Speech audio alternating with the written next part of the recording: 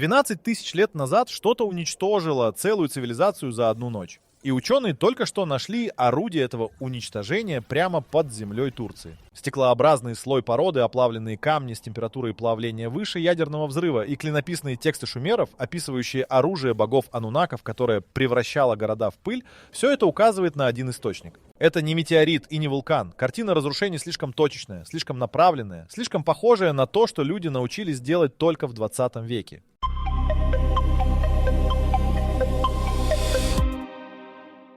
В 1963-м турецкие крестьяне из деревни Хаджилар начали выкапывать из земли странные оплавленные блоки. Не просто обожженный кирпич, а камень, переплавленный при температуре выше 2000 градусов по Цельсию. Местные решили, что нашли следы пожара. Геологи, прибывшие на место, думали иначе. Такую температуру не дает ни один природный процесс на поверхности Земли. Вулканов в радиусе 500 километров нет, метеоритного кратера нет.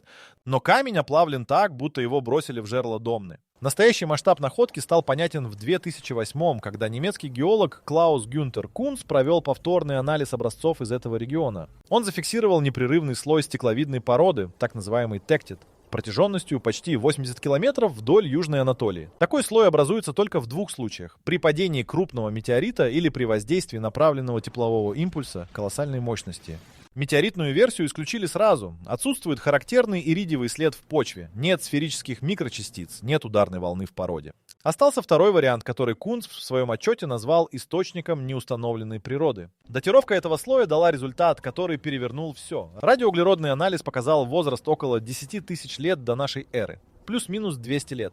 Именно в это время, согласно геологическим данным, прекратили существование сразу несколько культур на Ближнем Востоке. Докерамический неолит в Анатолии обрывается резко, без переходного периода. Поселения бросали за считанные дни. Об этом говорят брошенные инструменты, неубранный урожай, незавершенные постройки. Параллельно с геологами в архивах работали лингвисты. Шумерские тексты, записанные примерно в 3500 году до нашей эры, содержат описание событий, которые шумеры называли временем до потопа, эпохой, когда на земле правили анунаки. В одном из текстов, известном как «Список царей Шумера», прямо говорится: боги использовали оружие, несущее свет ярче 1000 солнц против непокорных городов. Еще один текст, Атрахасис, описывает, как аннунаки подожгли небо над городом Эриду, после чего от города не осталось даже пыли. Исследователи долго считали это метафорой. До тех пор, пока в 2014 году группа иракских археологов при раскопках в районе Эриду, древнейшего из известных шумерских городов, не обнаружила под культурным слоем 5-метровый пласт спекшегося песка. Этот слой идеально совпадал по химическому составу с ливийским пустынным стеклом, материалом, который образовался 28 миллионов лет назад при падении метеорита или в результате мощнейшего теплового удара.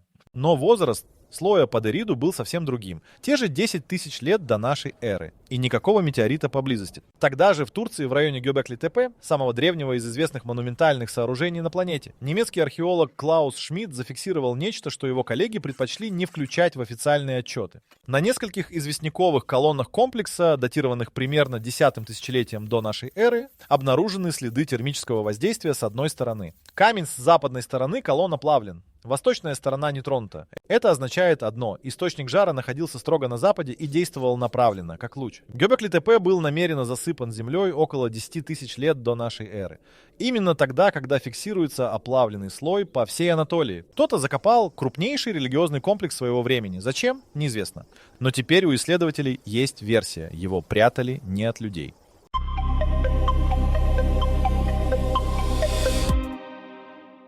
Гёбекли-Тепе засыпали не хаотично. Каждый слой грунта укладывался аккуратно, последовательно, без следов паники или спешки. Это заняло годы. Люди, строившие этот комплекс, сознательно и методично хоронили свое главное святилище и сделали это настолько тщательно, что оно пролежало нетронутым 12 тысяч лет. Шмидт до своей смерти в 2014-м был убежден: засыпка была актом сохранения, а не уничтожения. Они прятали что-то внутри. В 2019-м турецкие власти разрешили расширенные раскопки на нижних уровнях Гёбекли-Тепе. На глубине 8 метров под основным комплексом строители нашли камеру размером примерно 3 на 4 метра, облицованную полированным известняком. Внутри камеры 3 предмета. 2 из них оказались ритуальными сосудами известного типа. Третий не совпадал ни с одним артефактом, известным археологии. Это был цилиндрический объект длиной около 70 сантиметров из неизвестного сплава, покрытый клинописными знаками вдоль всей поверхности. Турецкие власти немедленно засекретили находку. Официальное сообщение о раскопках вышло без единого упоминания о третьем предмете. Утечка произошла через 3 месяца. Французский археолог Жан-Поль Риве, участвовавший в раскопках, опубликовал в личном блоге несколько фотографий и краткое описание до того, как его контракт с турецким министерством культуры был расторгнут. Снимки показывают цилиндрический предмет с явными следами машинной обработки поверхности. Идеально ровные грани, которые невозможно получить каменными инструментами.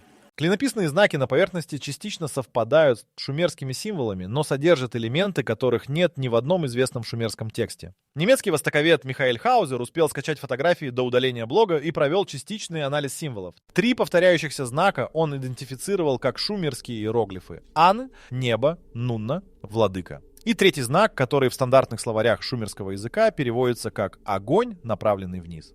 Та же комбинация знаков встречается в тексте Энума Элиш, шумерском эпосе о сотворении мира, в контексте описания оружия, которым анунаки усмиряли непокорных людей.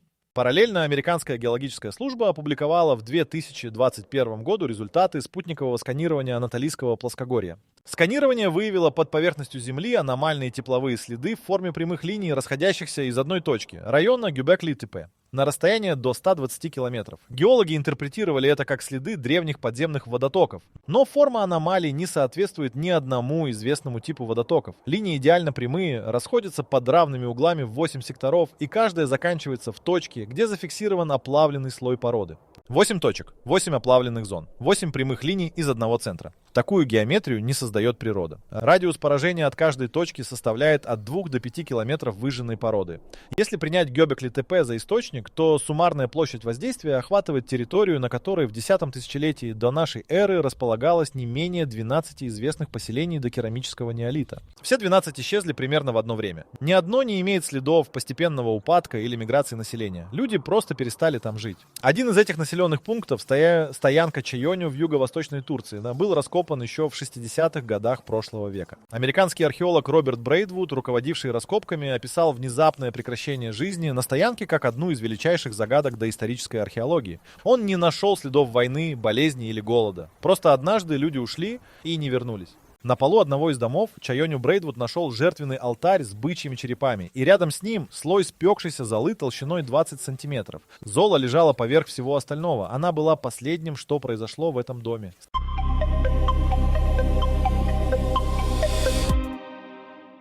Зола из Чайоню прошла спектральный анализ в 2016 году в лаборатории Стамбульского университета. Результат оказался неожиданным. В составе золы обнаружены следы висмута, иридия и осмия в концентрациях, характерных для внеземного вещества. Но главная аномалия не состав, а структура частиц. Каждая зольная частица имеет оплавленную оболочку, как будто она побывала в условиях экстремального жара, а затем мгновенно охладилась. Такую структуру в лабораторных условиях получают только при воздействии направленного лазерного импульса или электромагнитного разряда сверхвысокой мощности. Похожую золу нашли не только в Чайоню. В 1998 году прошлого века швейцарский геохимик Вернер Нойбауэр отобрал образцы из 23 археологических памятников по всему Ближнему Востоку, датированных периодом от 12 до 10 тысяч лет назад. В 17 из 23 он зафиксировал идентичный аномальный зольный слой. Все 17 точек расположены в радиусе 800 километров от Гёбекли-Тепе. Нойбауэр опубликовал результаты в специализированном журнале по геохимии под нейтральным заголовком «Аномальные пирогенные отложения Голоцена в Анатолии и Леванте». Никакого резонанса статья не получила. Ее процитировали 4 раза за 20 лет. Между тем, данные по ДНК древнего населения региона рисуют картину, которая полностью совпадает с геологическими аномалиями. В 2022 году международная группа генетиков опубликовала анализ останков из 108 погребений Анатолии и Леванта. Генетическое разнообразие популяции резко сокращается именно в период около 10 тысяч лет до нашей эры. Это называется эффектом бутылочного горлышка, когда численность популяции катастрофически падает за короткий срок. Генетики подсчитали, в течение нескольких поколений население региона сократилось примерно на 70%. Причина в отчете обозначена как неустановленная катастрофа регионального масштаба. 70%. На территории, которая совпадает с зоной расположения оплавленных слоев, в период который совпадает с датировкой артефакта из Гёбекли-Тепе. В иорданском городе Тель-эль-Хамам в 2021 году американские исследователи из университета Тринити опубликовали данные о бронзовом городе, который был уничтожен тепловым воздействием около 3600 года до нашей эры. Температура в момент катастрофы превысила 2 килограмма 1000 градусов. Черепки керамики оплавились, металлические предметы испарились, кирпичи стен превратились в стекловидную массу. Исследователи предположили взрыв метеорита в атмосфере. Но Тель-эль-Хамам многие библеисты отождествляют с библейским Содомом, городом, уничтоженным, согласно тексту, огнем с небес. Шумерские тексты описывают то же самое другими словами. Анунаки применяли мубикум, термин, который дословно переводится как «то, что испепеляет сверху». Находки в Тель-эль-Хамам относятся к бронзовому веку. Это 3500 лет после событий у Гёбекли-Тепе. Что это означает? Либо подобные катастрофы повторялись, либо оружие применялось неоднократно на протяжении тысячелетий. Израильский археолог Ицхак Пай, участвовавший в раскопках Тель-эль-Хамама, в интервью 2022 года сказал прямо: «Мы не знаем, что это было. Мы знаем только, что это не метеорит, не вулкан и не пожар». Паттерн разрушений не соответствует ни одному известному природному явлению. После этого интервью финансирование его экспедиции было приостановлено университетом на полгода. Официально по причине пересмотра бюджета. Карта аномалий к этому моменту выглядит так. Оплавленный слой в Анатолии, аномальное золо в 17 точках Ближнего Востока, генетическое бутылочное горлышко на 70%, засыпанный комплекс Гёбекли-Тепе с засекреченным артефактом внутри и уничтоженные города от Турции до Иордании с идентичным паттерном разрушений. Все это разделено тысячелетиями, но объединено одним — температурой, которую не объясняет ни один природный процесс, и геометрией разрушений, которая указывает на единый источник.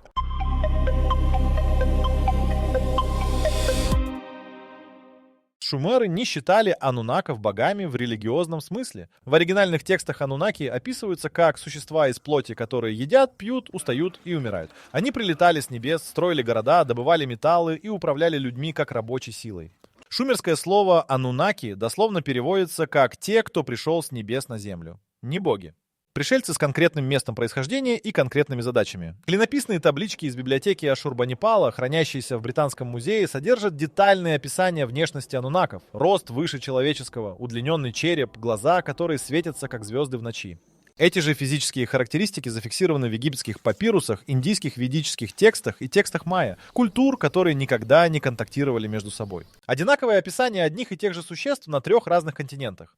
В 2018 году антрополог Джон Ламберт из Оксфорда опубликовал исследование черепов с удлиненной формой, найденных в Перу, Египте и Анатолии. Все 3 группы черепов датированы периодом от 8 до 12 тысяч лет назад. Объем мозговой полости в каждом случае превышает стандартный человеческий на 25-30%. Ламберт исключил ритуальную деформацию. Кости черепа имеют иное количество теменных пластин, чем у обычного человека. Это не деформация, это другая анатомия. Генетики из университета Копенгагена в 2020-м взяли образцы ДНК из перуанских удлиненных черепов. Результат засекреченный. Известно только то, что просочилось через одного из участников исследования в частной переписке, опубликованной позже. Образцы содержат митохондриальную ДНК, которая не совпадает ни с одной из известных человеческих гаплогрупп.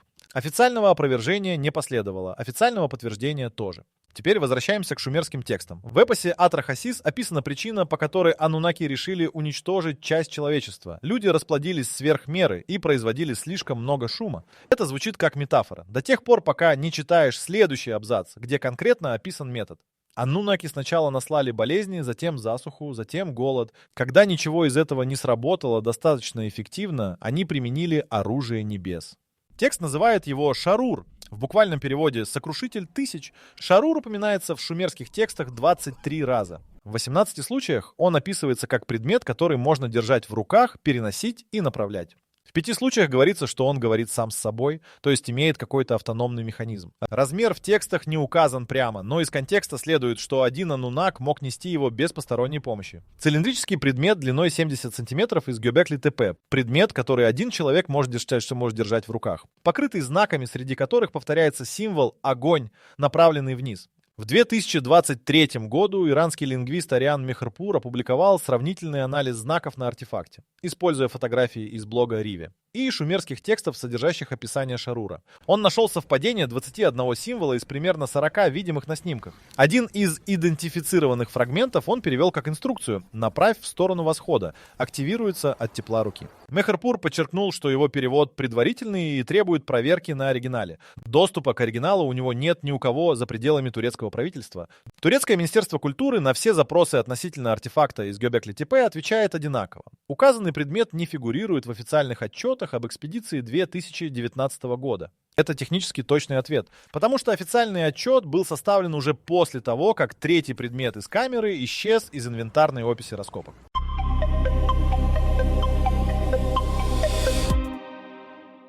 Артефакт исчез из инвентарной описи, но не исчез физически. В марте 2021 года турецкий журналист Мехмет Йылдыз опубликовал материал в независимом издании Бириким, в котором утверждал, предметы из Göbekli-Tepe находятся в подвальном хранилище Музея анатолийских цивилизаций в Анкаре под инвентарным номером, не соответствующим ни одной публичной категории коллекции. Йылдыз сослался на 2 сотрудников музея, пожелавших остаться анонимными. Через 6 недель после публикации журналист получил официальное предупреждение от турецкой прокуратуры за распространение, вводящей в заблуждение информации о государственном культурном наследии. Статья была удалена с сайта издания. Копии сохранились в архивах. Независимый анализ фотографий из блога Риве провела не только группа Мехрпура. В 2022 году материаловед из Массачусетского технологического института Дэвид Чан опубликовал в своем личном академическом профиле краткую заметку о металлургическом составе артефакта. Насколько его можно определить по фотографиям высокого разрешения с использованием спектрального анализа изображения. Чан идентифицировал поверхностный слой как сплав, содержащий осмий, рений и иридий в пропорциях, которые в природе не встречаются и в промышленной металлургии не применяются.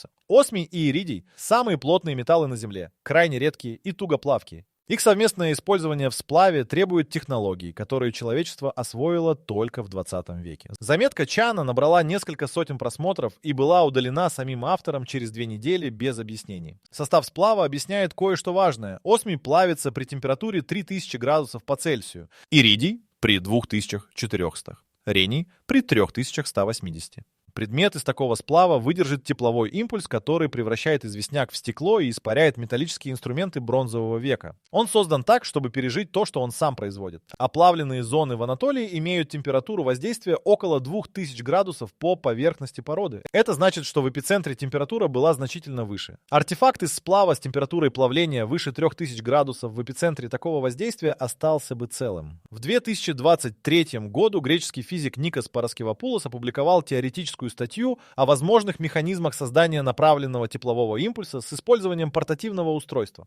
Статья чисто теоретическая, без привязки к артефакту. Но в разделе обсуждения Параскевапулос написал следующее. Если устройство использует резонансное усиление электромагнитного поля через кристаллическую решетку металла с высоким содержанием иридия, то теоретически возможно создать направленный тепловой луч мощностью, достаточной для оплавления породы на расстоянии нескольких километров. Источником энергии при этом могло бы служить геомагнитное поле Земли, которое 10 тысяч лет назад было значительно мощнее, чем сегодня. Никакого реактора, никакого топлива. Только металл с правильной кристаллической структурой и планета как источник энергии. Геомагнитное поле Земли в период около 10 тысяч лет до нашей эры действительно было сильнее примерно в 2 раза. Это установленный геологический факт, зафиксированный в намагниченности горных пород того периода. После резкого ослабления поля, которое произошло как раз около 10 тысяч лет до нашей эры, устройство, работающее на геомагнитном принципе, стало бы значительно менее эффективным. Или вовсе перестало работать. Это объясняет, почему применение подобного оружия прекратилось. Не потому, что анунаки ушли,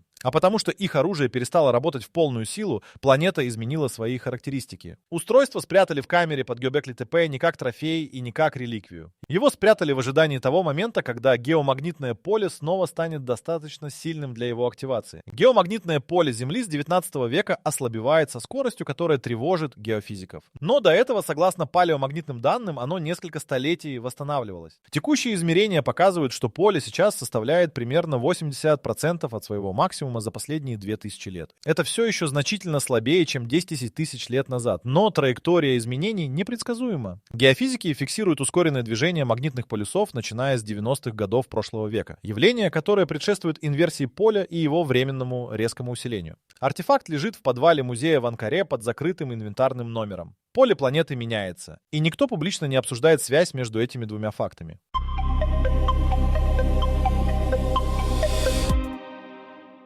В феврале 2024 года группа из 9 ученых, геологов, физиков и археологов из 5 разных стран подписала открытое письмо в адрес ЮНЕСКО с требованием создать независимую международную комиссию для изучения аномалий в Анатолии. Письмо содержало ссылки на 37 опубликованных научных работ, данные спутникового сканирования и результаты лабораторных анализов. В письме не упоминались анунаки, не упоминался артефакт из Гёбекли-Тепе. Только геологические данные и требования независимого расследования. ЮНЕСКО ответила стандартным письмом о том, что запрос принят к рассмотрению. Никакой комиссии создано не было. 2 из 9 подписантов товариществуют норвежский геолог Эрик Торвальдсен и польский физик Марцин Вишневский. В том же году дали совместное интервью скандинавскому научному подкасту. Торвальдсен сказал следующее. «Я занимаюсь геологией 30 лет. Я видел следы вулканов, метеоритов, землетрясений, цунами. То, что мы видим в Анатолии, не соответствует ни одной из этих категорий. Паттерн разрушений направленный – это единственное слово, которое точно описывает то, что мы наблюдаем». Вишневский добавил конкретику. Энергия, необходимая для создания наблюдаемых оплавленных зон, составляет порядка 10 в 20 степени джоулей. Это сопоставимо с мощностью термоядерного взрыва, но без радиационного следа, без изотопов, без нейтронного излучения в породе. Это физически невозможно для любого известного нам оружия. 10 в 20 степени джоулей без радиационного следа. Ни одна ядерная или термоядерная реакция не производит такую энергию без изотопного загрязнения окружающей породы. Анатолийские образцы чисты. Это означает, что источник энергии был не химическим и не ядерным, что-то принципиально иное. Российский физик-теоретик Андрей Самохин в 2023 году опубликовал в журнале «Успехи физических наук» статью о теоретических принципах электромагнитного оружия направленного действия с использованием сверхпроводящих материалов при экстремальных условиях. В статье нет ни слова об анунаках или Гёбекли-Тепе, но в разделе теоретических расчетов Самохин показывает, устройство из сверхпроводящего сплава на основе иридия и осмия, помещенное в достаточно сильное внешнее магнитное поле, способно генерировать направленный электромагнитный импульс с тепловым эффектом, не оставляющим радиационного следа. КПД такого устройства зависит напрямую от мощности внешнего магнитного поля. При поле в 2 раза сильнее современного, именно таком, какое существовало 10 тысяч лет назад, мощность устройства возрастает в 4 раза по законам электромагнитной индукции. Самохин не знал об артефакте из Гёбекли-Тепе, когда писал статью. Или знал, но не сказал. Его расчеты описывают именно тот тип устройства, состав которого идентифицировал Чан по фотографиям из блога Риви. Совпадение материала, принципа действия и исторического контекста. В марте 2024-го американский портал Live Science опубликовал статью с заголовком «Ученые объясняют аномальные оплавленные слои в Турции вулканической активностью Плеоцена». В статье цитировался один геолог из Стамбульского университета, который утверждал, что аномалии имеют вулканическое происхождение и датируются не 10 тысячами лет назад, а несколькими миллионами. Торвальдсен ответил публично в своем академическом профиле. Вулканическая версия противоречит результатам радиоуглеродного датирования органики, найденной непосредственно в оплавленном слое. Органика датируется 10-м тысячелетием до нашей эры. Вулкан миллионолетней давности не мог оплавить органику, которая жила 10 тысяч лет назад. Ответа от автора статьи Live Science не последовало. Параллельно с академическими дискуссиями произошло нечто, что осталось практически незамеченным. В октябре 2023 года турецкое правительство выделило финансирование на расширенную консервацию и изучение артефактов из закрытых фондов Музея анатолийских цивилизаций. Сумма финансирования не была раскрыта. Состав рабочей группы не был раскрыт. Сроки проекта не были раскрыты. Единственная публичная информация – короткое упоминание в бюджетном отчете турецкого министерства культуры, которое обнаружил и опубликовал все тот же Мехмет Йылдыз, уже на другой платформе, поскольку его предыдущее издание прекратило работу. 9 ученых подписали письмо в ЮНЕСКО. 2 из них публично назвали происходящее физически необъяснимым. Турецкое правительство тайно финансирует работу с закрытыми фондами музея. Артефакт существует. И кто-то очень внимательно изучает то, что решил не показывать остальным.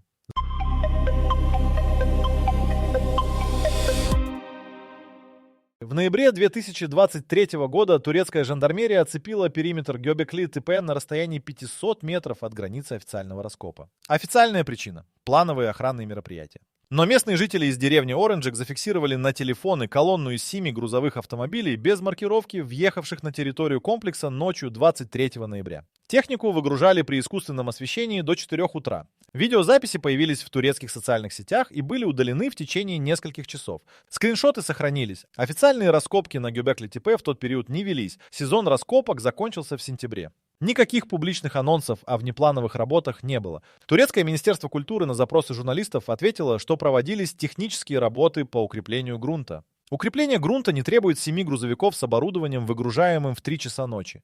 Немецкий институт археологии, который вел официальные раскопки Гёбекли-Тепе с 1994 по 2014 год, направил официальный запрос турецким властям относительно ночных работ. Ответа институт не получил. Директор института Рикардо Эйхман в частной переписке, фрагмент которой опубликовал немецкий журнал «Шпигель» в 2024-м, написал коллеге: «Турки закрыли нам доступ к нижним уровням еще в 2016-м, официально, из соображений сохранности, неофициально, после того, как наша группа запросила разрешение на бурение ниже 8 метров».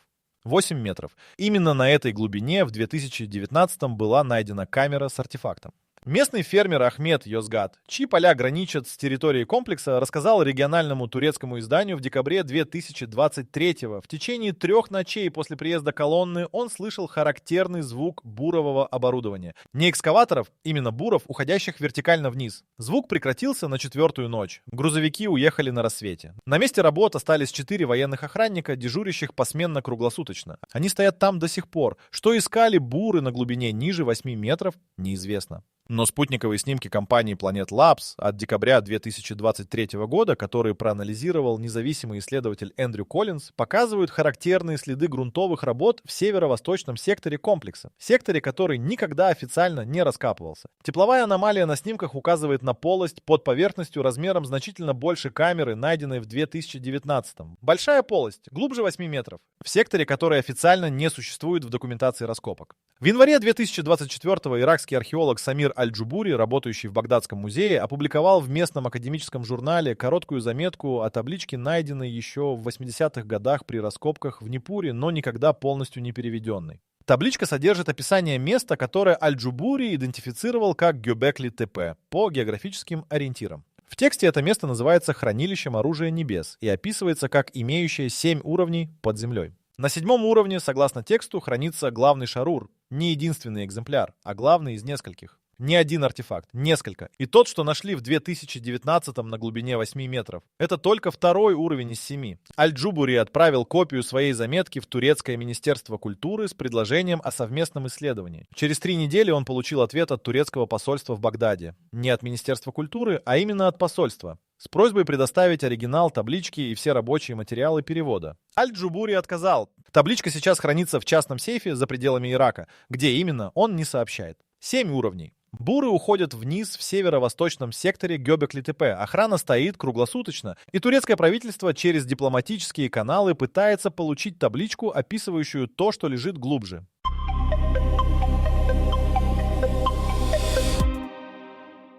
Табличка из Непура описывает не просто склад оружия. Она описывает систему. 7 уровней под Гёбекли-Тепе — это не случайное число. В шумерской космологии 7. Количество уровней мироздания, количество планет, известных анунакам, и количество судей подземного мира. Но в контексте таблички Аль-Джубури это число функциональное. Каждый уровень содержит устройство с разной мощностью воздействия. 1-й уровень — минимальная мощность, точечное воздействие. 7-й — то, что текст называет очищением Земли целиком. Устройство 2-го уровня, найденное в 2019-м на глубине 8 метров, оплавило 8 зон радиусом до 5 километров каждая. Это 2-й уровень из 7. Математика 7-го уровня не требует пояснений. Вопрос, с которого началось это повествование, звучал просто. Что уничтожило древний мир 12 тысяч лет назад? Теперь у него есть контур ответа. Не метеорит, не вулкан, не климатический катаклизм. Направленное оружие с геометрически точным паттерном разрушений, изготовленное из сплава, технология производства которого превосходит возможности современной металлургии, описанная в текстах 3 независимых цивилизаций и физически существующая в подвале Государственного музея под закрытым инвентарным номером. 70% населения региона исчезло за несколько поколений. 12 поселений прекратили существование одновременно. Гёбекли-Тепе, крупнейший религиозный комплекс своего времени, был методично засыпан землей его же строителями. Все это произошло в течение 1 столетия, около 10 тысяч лет до нашей эры. Норвежский геолог Торвальдсен в том же интервью, где назвал паттерн разрушений направленным, сказал еще одну фразу, которую ведущий подкаста не включил в основной выпуск. Она появилась только в необработанной записи, слитой позже. «Меня беспокоит не то, что это оружие существовало. Меня беспокоит то, что кто-то явно знал о нем задолго до нас и предпринял конкретные шаги, чтобы мы не получили к нему доступ». Конкретные шаги выглядят так. Французский археолог Риве лишился контракта после публикации фотографий. Турецкий журналист Йылдыз получил предупреждение от прокуратуры. Материаловед Чан удалил свою заметку без объяснений. Немецкий институт археологии получил отказ в бурении ниже 8 метров. Иракский археолог Аль-Джубури прячет табличку в сейфе за пределами своей страны. 9 ученых написали в ЮНЕСКО и получили стандартный ответ о том, что запрос рассматривается. Подавление информации не хаотичное, оно системное. Разные страны, разные ведомства, разные инструменты, но единый результат. Доступ к артефакту закрыт, данные удаляются, исследователи останавливаются. Кто координирует это на международном уровне? Открытый вопрос. Но факт координации очевиден. Турецкое посольство в Багдаде запрашивает иракскую табличку через дипломатические каналы. Это не культурное сотрудничество, это контроль над информацией о конкретном объекте. Последнее, что известно на сегодняшний день. В марте 2024 года геофизическая служба Норвегии зафиксировала кратковременную аномалию геомагнитного поля над Анатолийским плоскогорьем. Локальное усиление поля на 7% выше фонового значения продолжительностью около 40 минут. Вот такие загадочные аномалии порой подкидывают нам вопросы, на которые не всегда легко найти ответы. Если вы хотите узнать больше о тайнах древности и интересных историях, загляните на наш сайт whiteori.com, ссылка в описании. Там мы собрали еще больше материалов, которые заставят вас задуматься. А может, мы все еще не знаем половины.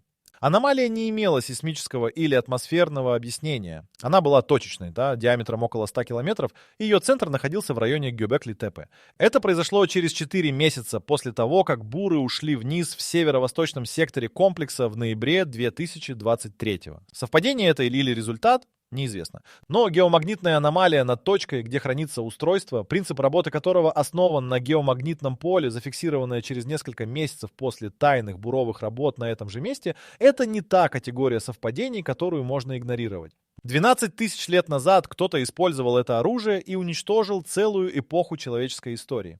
Потом спрятал его в землю. Потом кто-то другой нашел его и тоже спрятал, но уже в государственном хранилище. А буры продолжают идти вниз. До 7-го уровня еще далеко.